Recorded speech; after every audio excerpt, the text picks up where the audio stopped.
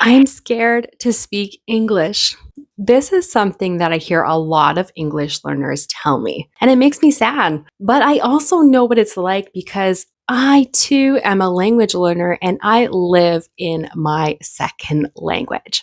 So, in this video, I'm going to be sharing with you 5 things that you need to know and consider that will hopefully help you have more confidence and courage to speak English and practice because it can be scary. So, the first thing I'm going to start with is a mindset thing, and that is accept that you are not going to seem as smart as you seem in your native language, especially when your English is not as advanced as you'd like it to be. And just by accepting this can help you just get rid of that pressure. It's okay. It's okay that you may not be as funny as you are in your native language.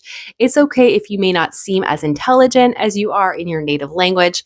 I personally have been there and I know it can be stressful and it might feel really humbling at times because we care too much about what people think. So just accept that you may not be where you want to be. And accept that when you start to learn a language or you start to speak a language for the first time, your English might suck. And that's okay. You have to, you have to start at zero just like everyone else. And you will be, I guess, bad. Just like I was in French, I had to be bad at French in order to get good at French. I had to be bad at Spanish in order to be good at Spanish. And it's okay. I think just accepting it and realizing that, you know what, I don't need that pressure to be perfect because you're not going to be perfect. Just accept. Acceptance. I think acceptance will help you and your mindset a lot. And I don't know about you, but I know for myself, I struggle with perfectionism. And perfectionism can really stop you from even making progress, from even improving just because you're scared of not being perfect. So, my next one is to understand that practice makes progress. I know there's this expression in English, practice makes perfect, but you know what? Perfection doesn't really exist. And, just getting better and better each time that you practice English is perfectly fine. And trying to achieve progress and improvement is a lot less stressful than trying to achieve perfection, which, like I mentioned, may not be possible. Hey there, do you enjoy my videos and find them helpful? If so, I would like to invite you to support my channel financially. This allows me to continue to make content and help English learners. One of the ways that you can support me is by joining my Patreon as a paid member. And hey, if you have a product, course, or service that you would like me to create to help you improve your pronunciation and reduce your foreign accent, I would love for you to click the link down in the description where there will be a short survey letting you tell me what I can make for you to help you improve your English. Anyways, let's get back to the video. And it's important to just have fun and to have a growth mindset, something that is really, really, really difficult. And if you are an English learner, please tell me down below, what scares you the most when it comes to speaking English? What scares you about speaking English? I know that in my language learning journey, it kind of scared me to make mistakes. But something that I've seen among language learners is that the students and the people who are okay with making mistakes and learn from them will speak a lot better, a lot faster than those who are terrified of making mistakes and don't take risks. So my next piece of advice is make mistakes. Please. I tell my students this as well. I tell them that if you know that there is a correct way of saying something and another way that you are unsure, use the way that you're unsure about because that's the only way that you're going to get feedback. You need to make mistakes to improve, to get feedback, to learn. So make mistakes so you can get feedback. So if you have a language tutor, a coach, or a teacher, ask them to give you feedback when you make mistakes, if you're ready for that. If you're with friends or coworkers, you may also ask them to, but they may not correct you. But like I mentioned, by making mistakes, you get feedback, you learn faster, you can correct yourself, and you expand your knowledge and different ways of how to say things. The next thing I want to talk about, because it's been something that I'm guilty of, is it's okay to take breaks and to have cheat days or cheat moments. So, what are cheat days? So, when people are trying to, I don't know, like lose weight or to improve their diet, they'll have certain rules of what they can eat and can't eat, but they will take cheat days. Well, they'll say, okay, well, once in a while, I'll break the rules and I will take a break from my diet and eat McDonald's or something like that. So, in this sense, cheat days means to go easy on yourself and, not force yourself to speak English if you just need a break. I think sometimes this is really important for people who already live in an English speaking place. I do not live in my first language. So for me, my cheat days or cheat moments or my breaks would be when I decide that I don't really want to order food by speaking. Like, let's say I go to McDonald's and I don't want to order food with the cashier. I just want to take a break. So I'll grab my app and I'll order online, or I'll order at the little computer station. I don't even know what those are called, to be honest. And I'll order there because I just want to use my native language. Maybe I'll switch it to English and I just don't have to speak French.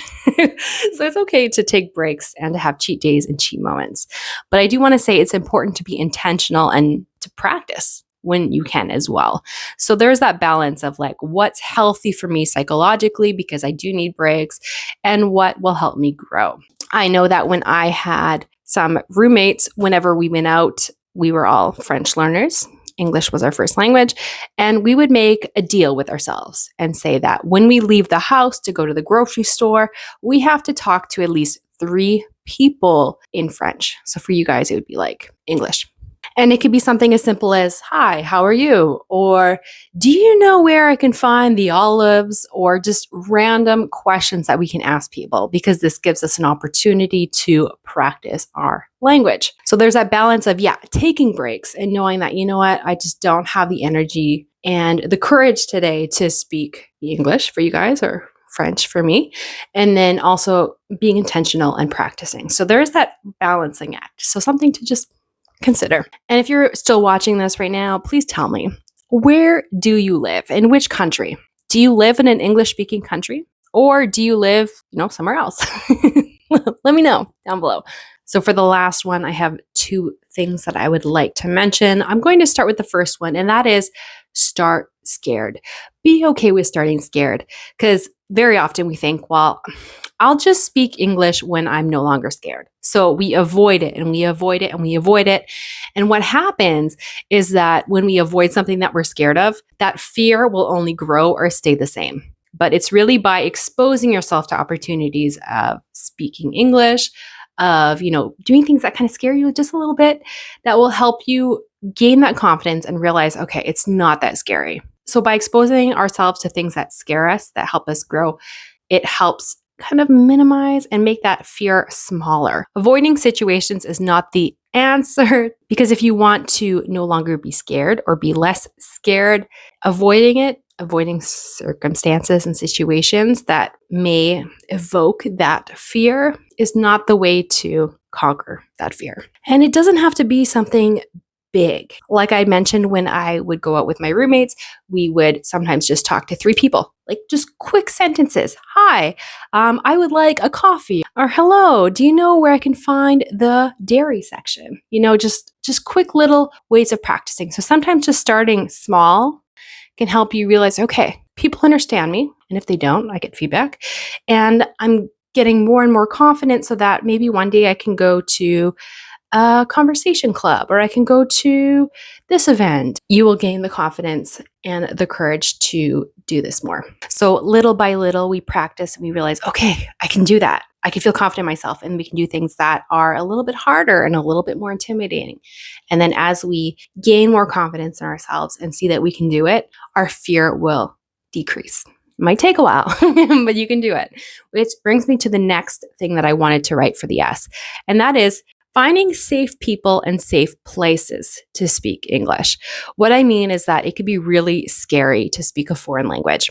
And if your first exposure is, I don't know, maybe at work, which is kind of scary, when people might be more intimidating, more maybe even judgmental, it might be nice to in the beginning, find places where they are more accepting. Maybe your work is really accepting and understands that English is not your first language and that they are compassionate. But if not, find an English coach, an English tutor, or conversation clubs where people are understanding and it's a safe place to make mistakes. Like I mentioned, I always tell my students, mistakes are okay. I want you to make mistakes. It helps me to know how I can help you. It helps me to know what feedback I can give you. So, really finding people that you can practice English with that are going to be kind and not mean, not rude, and finding safe places to practice your English, like a conversation club where people understand that English is not your first language and that's okay. I know for me personally, I like to practice my Spanish, but I don't always have the opportunity, and I don't feel like my level is always good enough to carry on a really good conversation. So another way to practice could be to practice with an app like langotalk. I've mentioned this in my other videos, so chatting with AI bots that can correct you and give you feedback, artificial intelligent bot, AI bots, robots don't really judge you. They're not mean. So that's a fun way to sort of expose yourself to speaking English, getting feedback. But I also think that it does not replace actually talking with human beings, but it can help you improve your English. So if you'd like to know more about this app, click here, learn more. I think you're going to like it. Anyways, take care and bye-bye.